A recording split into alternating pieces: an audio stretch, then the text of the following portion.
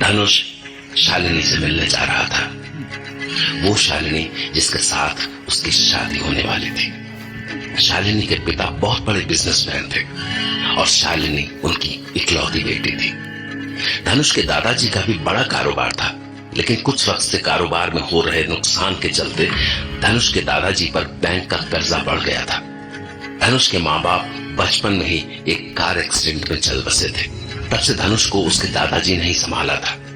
धनुष और शालिनी की शादी ऐसे सर्कमस्टांसेस में तय हुई थी कि उसको धनुष चाहते हुए भी रोक नहीं सका था। इसलिए जिस शादी को वो रोक नहीं सका था, उसको लेकर उसके दिलो दिमाग में क्या चल रहा है, वो सब कुछ अपनी होने वाली बीवी यानी शालिनी को शादी से पहले बता देना चाहता था।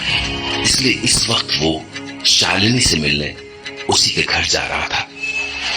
ओह शिट, फिर से जैम। ये संडे को भी लोग पता नहीं क्यों बाहर निकल जाते हैं। अरे यार आगे बढ़ो ना, कब से रोक के रखा है। 11 बजे का टाइम था और रास्ते में ही 11 बज गया। ये दिल्ली का ट्रैफिक ना, shit man.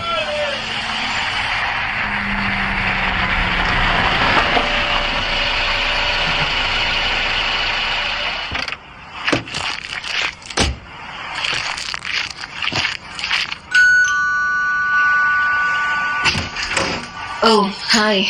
Hi, sorry I'm late. Never mind. Please come inside. Actually ये दिल्ली के ट्रैफिक से मैं बहुत इरिटेट हो चुका हूँ। पता नहीं इतनी गाड़ियाँ कहाँ से आ गई है सड़कों पर। ये हाल तो सभी जगह का है। Please have a seat. Thanks. क्या लोगे? चाय, कॉफी या फिर juice? Coffee is fine, thanks. मैं भी आई। Be relaxed. मुझे तो ये समझ नहीं आ रहा है कि बात शुरू कहाँ से करूं।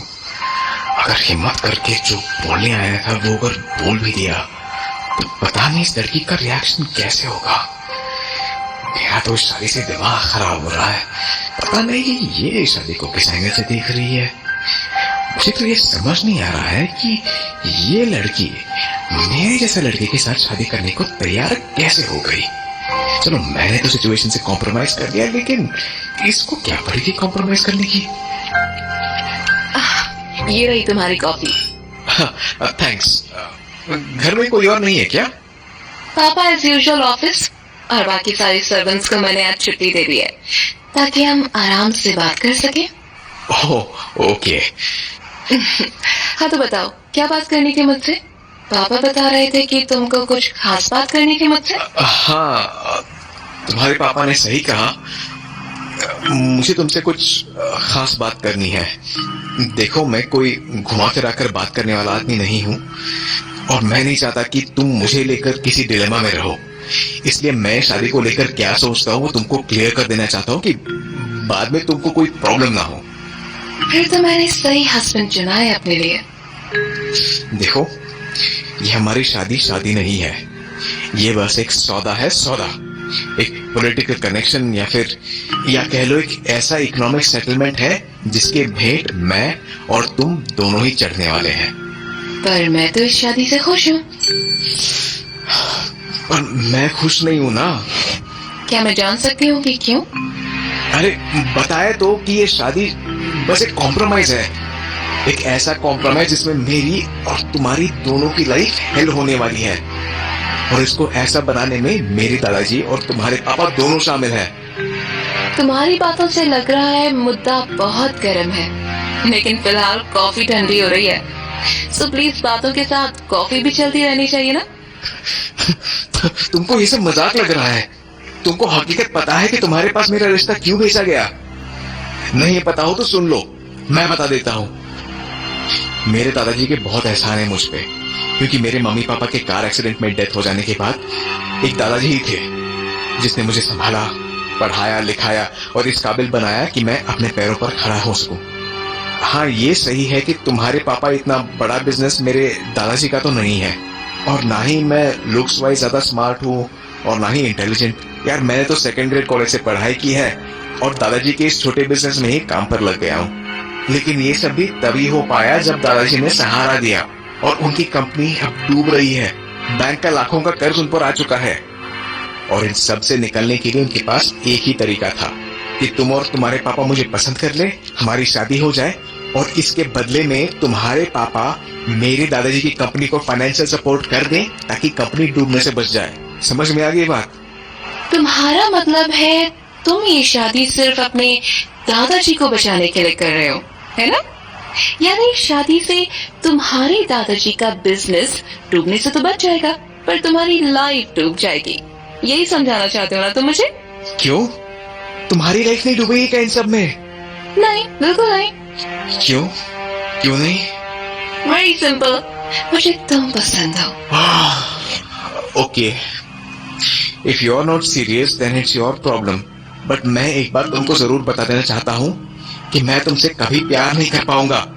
अब बोलो, अब भी तुम मेरे साथ रहना चाहोगी? हाँ, मैं फिर भी तुम्हारे साथ ही रहना चाहूंगी। अरे पर क्यों? क्योंकि मुझे पूरा विश्वास है कि तुम मुझे एक दिन जरूर प्यार करोगे। ओके ओके, तुमको विश्वास नहीं है ना? चलो अब शादी हो जाने देते हैं और देख लेते हैं कि मैं तुमसे नफरत करने में जीतता हूँ या फिर तुम मुझसे प्यार करने में। चलो। Again you are wrong here.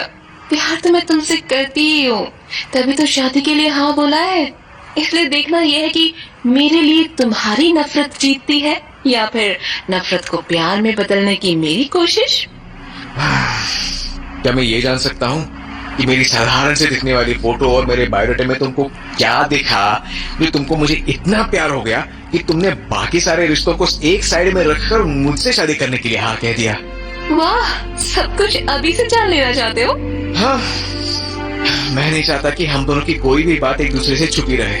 इससे शादी के बाद एक छत के नीचे रहना आसान होगा, क्योंकि शादी के बाद पति पति तो हम सिर्फ नाम के होंगे, असली रिश्ता तो सिर्फ नफरत का होगा।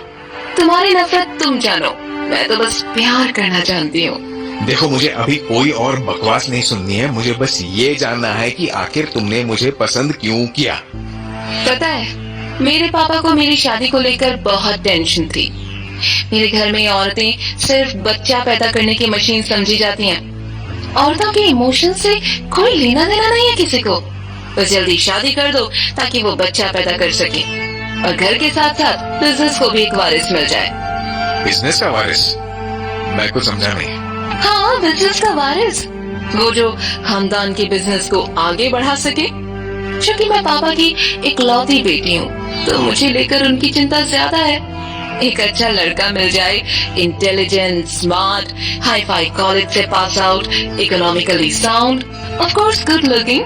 बस पापा का मेरे लिए इतना ही कंसर्न था। फिर इस लड़के से मेरी शादी हो जाए और मैं जल्दी से बच्चा पैदा कर दूं ताकि उनको उनके बिजनेस के लिए वारिस मिल सके। मैं भी अपने लाइफ पार्टनर में कुछ ऐसा ही चाहती थी, पर ये सब कुछ तो मुझ में है नहीं, फिर तुमने मुझे ही क्यों सिलेक्ट किया? बदला।